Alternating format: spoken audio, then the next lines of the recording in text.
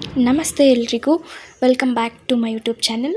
ಶಿವರಾತ್ರಿ ಹಬ್ಬ ಎಲ್ಲರೂ ತುಂಬ ಚೆನ್ನಾಗಿ ಸೆಲೆಬ್ರೇಟ್ ಮಾಡಿದ್ರಿ ಅನ್ಕೋತೀನಿ. ನಾವು ಕೂಡ ತುಂಬಾ ಚೆನ್ನಾಗಿ ಸೆಲೆಬ್ರೇಟ್ ಮಾಡಿದ್ವಿ.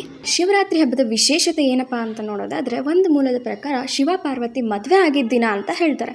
ಇನ್ನೊಂದು ಮೂಲದ ಪ್ರಕಾರ ಶಿವ ಸಮುದ್ರ ಮಂಥನ ಆದಾಗ ವಿಷ ಬಂದಾಗ ಶಿವ ಅದನ್ನು ನುಂಗ್ತಾನೆ, ಅದು ಗಂಟ್ಲಲ್ಲೇ ಹಿಡ್ಕೊಳ್ತಾರೆ ಪಾರ್ವತಿಯವರು. ಆವಾಗ ಶಿವನಿಗೆ ನೀಲಕಂಠ ಅನ್ನೋ ಹೆಸರು ಬರುತ್ತೆ, ಅದು ಒಂದಿದೆ. ಮತ್ತು ಇನ್ನೊಂದು ಮೂಲದ ಪ್ರಕಾರ ಈ ದಿನ ಪಾರ್ವತಿ ತೀರ್ ಹೋಗಿದ್ದ ದಿನ, ದುಃಖವನ್ನು ವ್ಯಕ್ತಪಡಿಸ್ತಾರೆ ಶಿವ, ಆ ದಿನ ಆಗಿದೆ, ಅವ್ರು ತುಂಬ ದುಃಖಿತರಾಗ್ತಾರೆ, ಆ ದಿನವೂ ಆಗಿದೆ ಅಂತ ಹೇಳ್ತಾರೆ. ಈ ಮಹಾಶಿವರಾತ್ರಿ ದಿನ ನಾವೆಲ್ಲರೂ ಫಾಸ್ಟಿಂಗ್ ಮಾಡ್ತಿದ್ದೀವಿ ಅಲ್ವಾ?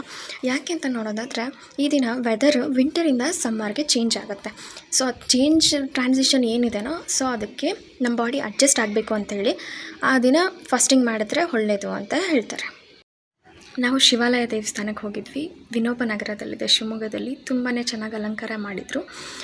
ಆ್ಯಂಡ್ ಅಲ್ಲಿ ವೀಣಾ ಕಚೇರಿ ನಡೀತಾ ಇತ್ತು, ತುಂಬಾ ಚೆನ್ನಾಗಿತ್ತು. ಎಷ್ಟೋ ಈ DJ ಮ್ಯೂಸಿಕ್ಸ್ಗಿಂತ ಈ ವೀಣಾ ಕಚೇರಿ, ಇನ್ಸ್ಟ್ರೂಮೆಂಟಲ್ ಮ್ಯೂಸಿಕ್ಸ್ ತುಂಬ ಚೆನ್ನಾಗಿ ಅನಿಸುತ್ತಲ್ವ. Thanks for watching.